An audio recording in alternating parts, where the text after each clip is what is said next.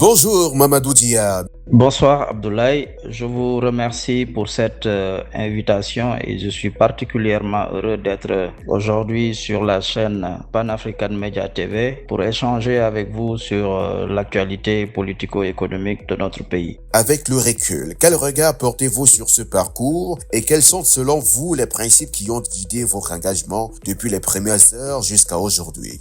Je dirais que je porte sur ce parcours un regard à la fois lucide, reconnaissant et profondément attaché à nos convictions de départ. Nous avons fait le choix dès les premières heures de soutenir un projet politique parce que nous étions convaincus qu'il pouvait ouvrir une nouvelle étape pour notre pays. Ce choix n'était pas fondé, il faut le dire, sur des intérêts personnels, mais sur une conviction. Le Sénégal mérite une gouvernance fondée sur la souveraineté, la justice sociale, la responsabilité et la dignité nationale, mais aussi notre pays avait besoin d'un changement profond dans sa manière notamment de produire de la richesse, de créer des emplois et surtout de servir les citoyens. Notre soutien au président de la République, son Excellence Bassirou Diomaye Diakhar Faye, a été toujours constant, y compris dans les moments les plus difficiles. Nous avons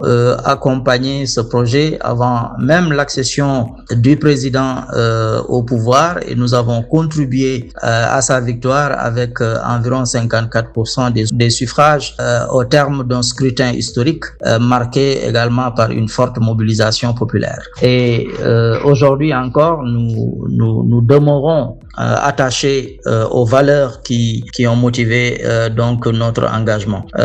Donc c'est pour dire que mon engagement politique n'a jamais été motivé par la recherche d'un poste ou d'un quelconque privilège, et comme le disait le président lui-même le 25 juillet dernier lors du lancement de notre nouveau parti, le parti qui raille les patriotes républicains, le président disait, je cite, le militantisme républicain n'est pas une recherche de privilèges, mais une responsabilité exigeante envers le collectif. Et je crois fondamentalement donc à cette philosophie, car au fond, nous sommes tous redevables à notre nation. Nous ne sommes pas engagés en politique pour nous servir, ça c'est clair, mais pour servir donc la nation sénégalaise. Alors, chaque responsabilité qui nous est confiée, à mon avis, doit être considérée comme une mission au service du peuple sénégalais. Nous avons donc une dette morale envers cette nation et qui nous a vu naître, mais également qui nous a formés et qui nous donne aujourd'hui également la possibilité donc de participer à son destin. Donc notre ligne de conduite reste bien évidemment simple, la fidélité à nos convictions, la loyauté dans l'engagement, la responsabilité dans l'action et bien évidemment la redevabilité devant le peuple sénégalais. Pendant longtemps, le président Bassirou Diomaye Faye et Ousmane Sonko ont donné l'image d'un tandem parfaitement soudé. Aujourd'hui, des divergences semblent s'être installées au grand jour. Selon vous, s'agit-il d'un simple désaccord stratégique entre deux dirigeants ou d'une rupture politique plus profonde? Je ne parle pas habituellement des tensions entre le président Bassirou Diomaye Faye et Ousmane Sonko parce que les deux hommes ont une histoire politique commune. Ils ont traversé ensemble des moments extrêmement difficiles et ont contribué chacun à leur manière à porter une aspiration populaire qui a profondément marqué la vie politique de notre pays. Après l'élection présidentielle, le président Bassirou Diomaye Faye a fait le choix de nommer Ousmane Sonko Premier ministre et de lui accorder une grande marge de responsabilité, notamment dans la conduite de l'action gouvernementale. C'était un choix fondé sur non seulement leur histoire commune, mais aussi sur la nécessité de préserver la cohérence du projet politique qui avait conduit bien évidemment à l'alternance. Le président Bassirou Diomaye Faye est même allé au-delà du simple cadre institutionnel institutionnel. Il lui a témoigné une confiance et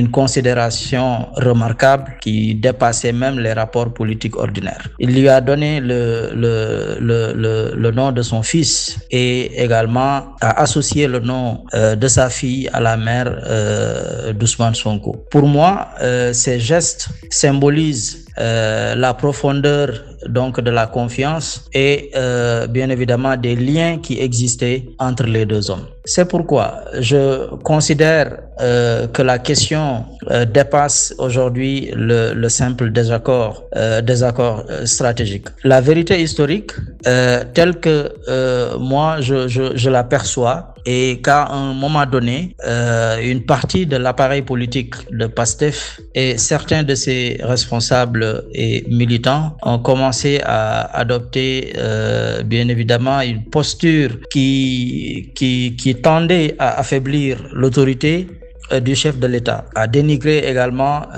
des alliés politiques et publiquement. Face à cette situation, donc, le président de la République a finalement pris ses responsabilités pour préserver non seulement la stabilité des institutions, mais aussi l'autorité de l'État. Et c'est là que se trouve bien évidemment à mes yeux le paradoxe de cette situation. J'ai aujourd'hui le sentiment que celui qui a été trahi, c'est bien évidemment le président Bassirou Diomaye Faye. Alors, pourquoi? Parce qu'il a énormément donné. Je l'ai dit tantôt, il a énormément donné à cette relation politique et humaine. Il a fait confiance, il a nommé, il a responsabilisé et il a accepté également de gouverner avec des hommes issus donc du parti PASTEF et donc d'un même combat. Et dans cette dynamique, certains de ses alliés historiques, dont nous faisons partie également au sein de la coalition Diomaye, ont parfois eu même le sentiment d'être relégués au second plan. Alors même que nous avions contribué à construire donc cette victoire. Ce qui me préoccupe surtout, ce sont donc certaines déclarations publiques de monsieur Ousmane Sonko qui donnent le sentiment que l'autorité de l'État est constamment remise en question. Lorsqu'on affirme que par exemple le Sénégal n'a pas d'autorité, lorsqu'on s'en prend donc aux journalistes, aux magistrats, aux acteurs politiques ou à d'autres composantes de la société, mais naturellement on dépasse le cadre d'un simple débat politique. Même notre propre coalition n'a pas été épargnée. Nous avons été traités de moins que rien, puis de cabines téléphoniques. Ces propos peuvent être douloureux, en tout cas pour ceux qui ont mouillé le maillot, qui ont participé en tout cas au combat politique et contribué également donc à la victoire. Donc pour moi on peut être en désaccord avec le président parce qu'on est dans une démocratie. On peut critiquer ses orientations, on peut contester ses choix politiques, on peut critiquer son gouvernement également, mais on ne peut pas quand même de façon permanente remettre en cause l'autorité institutionnelle, et pour moi ce n'est pas possible et c'est également inacceptable donc dans un pays sérieux. Donc le président de la République n'est pas seulement le président d'un parti ou le président d'une coalition. Le président de la République, son Excellence Bassirou Diomaye Faye, est le président de tous les Sénégalais. Mamadou Dia, une partie des militants du PASTEF estime que Bassirou Diomaye Faye aurait pris ses distances avec le projet initial porté par Ousmane Sonko, certains allant jusqu'à parler de trahison. Vous qui êtes un des soutiens les plus constants, que répondez-vous précisément à cette accusation? Quels faits permettent selon vous de la réfuter? Écoutez, Abdoulaye, le président Diomaye Faye n'a trahi personne. Je rejette catégoriquement ce terme même de trahison. Pourquoi? Parce qu'il faut distinguer la fidélité à une personne, la fidélité à une vision politique et la loyauté envers la République. Le président Bassirou Diomaye Faye n'a pas été élu pour être le président d'un groupe, d'un parti politique ou même d'une coalition. Il a été élu pour être le président de tous les Sénégalais. Et lorsqu'un homme devient président de la République, naturellement, sa responsabilité change totalement. Et comme le président lui-même l'avait dit le 25 dernier, je cite, J'ai compris que quand on est opposant, on est responsable de rien et en aucune façon. Et j'ai compris aussi que lorsqu'on exerce le pouvoir, on est responsable de tout et de toute façon. Donc je pense que ces expressions-là sont très fortes parce que c'est pour dire que le président de la République, évidemment, assume pleinement la plénitude de la fonction présidentielle. Et il doit tenir compte également de l'ensemble du pays, de ses contraintes, de ses institutions, de son économie et également de ses partenaires. Donc à partir de ce moment, je pense qu'on peut être en désaccord avec certaines orientations du président. C'est parfaitement légitime, mais dire automatiquement qu'une divergence constitue une trahison, je pense que c'est réduire le débat politique. Vraiment, ça n'a aucun sens. À mon avis, la vraie question aujourd'hui n'est pas Diomaye est-il fidèle à Ousmane Sonko. La vraie question, à mon avis, aujourd'hui, c'est Diomaye est-il fidèle à l'intérêt supérieur du Sénégal et au mandat que le peuple sénégalais lui a confié. C'est sur cette base, naturellement, que nous devons juger donc son action, à mon avis. Et il nous rappelle lors du rassemblement, donc également que le président de la République doit reconnaître, n'est-ce pas, la grandeur de la République, également être au service donc de la République. Donc je pense qu'aujourd'hui le président Diomaye est resté fidèle donc à son serment et ça vraiment c'est donc à saluer. Au lendemain de l'alternance, les nouvelles autorités ont évoqué l'existence d'une dette publique sous-évaluée ou cachée, suscitant un vif débat au Sénégal comme auprès des partenaires internationaux. Plus d'un an après, quel bilan faites-vous de cette séquence? Pensez-vous que cette communication a permis d'éclairer les Sénégalais ou au concret qu'elle a fragilisé la crédibilité économique du pays sur le plan international? À mon avis, je pense que la question de la dette est extrêmement sérieuse parce que elle touche naturellement directement à la crédibilité même de l'État. Il faut d'abord distinguer deux choses, à mon avis, la réalité des engagements financiers de l'État du Sénégal et également la manière dont cette situation donc a été communiquée au public et aux partenaires. Je pense que les Sénégalais avaient, je l'avais dit, je pense dans l'une de mes sorties, que les Sénégalais avaient le droit de connaître la situation réelle des finances publiques parce que nous avons vendu également des valeurs, la bonne gouvernance, la transparence et tout. Et donc, c'est pour dire que la transparence était donc nécessaire. Mais lorsqu'on communique sur des sujets donc aussi sensibles, il faut également mesurer les conséquences économiques et financières. Donc, je pense que l'ancien Premier ministre Ousmane Sonko, qui avait utilisé cette expression-là de dette cachée, je pense que tout le monde a compris finalement que sa démarche était vraiment une démarche électoraliste, une démarche politicienne, et ça tout le monde l'a compris parce que lui-même il est sorti pour dire que oui, donc quand je parlais de dette cachée, je ne parlais pas en tant que Premier ministre, mais je parlais en tant que leader politique. Et donc cela nous a fait aussi trop mal parce que cette communication mal maîtrisée a affecté la confiance des investisseurs, des agences de notation, également des partenaires internationaux. Je pense que la leçon à tirer est bien évidemment simple. La transparence est indispensable, mais la transparence doit quand même doit être accompagnée vraiment de rigueur, de pédagogie, de méthode, mais surtout également de responsabilité. Aujourd'hui, le débat doit surtout dépasser,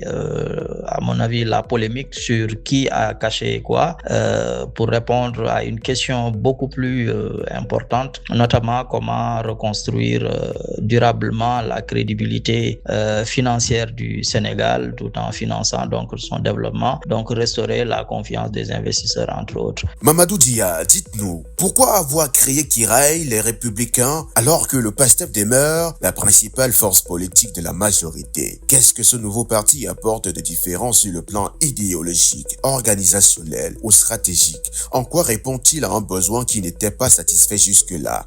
Je pense que la création de Kiraï, les patriotes républicains, marque une étape décisive dans la consolidation de la majorité présidentielle et également dans la marche vers un Sénégal plus souverain et plus prospère. La création de Kiraï répond fondamentalement à une conviction. Une démocratie forte ne peut pas reposer sur une seule formation politique. Nous ne créons pas Kiraï pour combattre le PASTEF, ça c'est clair. Et je le dis de façon solennelle. Nous créons Kiraï parce que nous considérons qu'il existe un espace politique pour des Sénégalais qui partagent les objectifs de transformation du pays, mais qui souhaitent également porter leur propre vision, leur propre organisation et également leur propre méthode. Donc nous créons Kiraï, les patriotes républicains, parce que tout simplement la coalition Diomaye président a accompli sa mission principale, c'est-à-dire unir les forces du changement pour conquérir démocratiquement le pouvoir, et cela est fait. Cependant, comme vous le savez, une coalition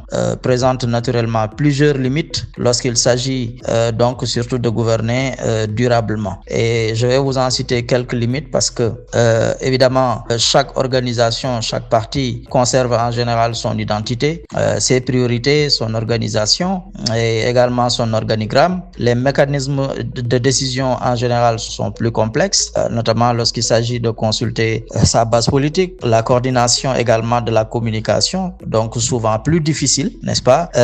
Les divergences également internes peuvent être exploitées donc par des adversaires politiques. Donc c'est pour vous dire, une coalition est un excellent instrument de conquête de pouvoir. En revanche, elle n'est pas toujours donc le meilleur outil pour accompagner efficacement l'exercice du pouvoir sur plusieurs années. Donc je pense que c'est compte tenu donc de ces limites-là que le président de la République effectivement a bien voulu donc naturellement créer un parti unifié pour unifier donc les forces politiques en vue de construire une seule famille politique autour du projet national, mais aussi renforcer la cohérence politique pour une meilleure coordination, mais également pour une communication donc plus efficace, mais aussi défendre les réalisations du gouvernement, servir de relais principal aussi entre donc l'État et les citoyens. Alors ce que je voulais ajouter aussi, c'est que le président de la République conduit un vaste programme de transformation nationale et la réussite naturellement de cette ambition exige une volonté, une vision commune, une discipline collective, mais aussi une organisation moderne. Deuxièmement, le gouvernement met en œuvre aussi des réformes profondes qui nécessitent un soutien politique solide sur le terrain, et chaque réforme doit être expliquée,